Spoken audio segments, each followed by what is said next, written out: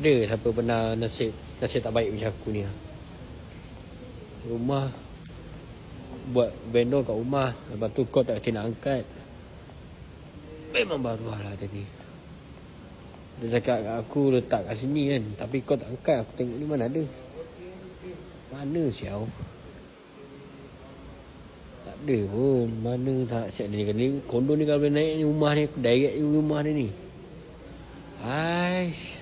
Nombor yang anda dial. Boleh pula dia cakap order dia engage kepala bapak dia lah. Dia bagi cap aku macam ni siap. Lama aku nak ketemu kau ni, baru betul lah dia ni.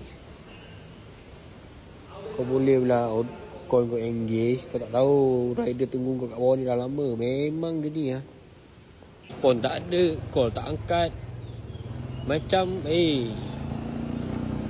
kalau kedai kau tutup, at least kau respon lah. Baru betul lah dia ni. Siapa yang buat vendor kat rumah ni, at least kau respon tau. Susah rider call tak angkat semua.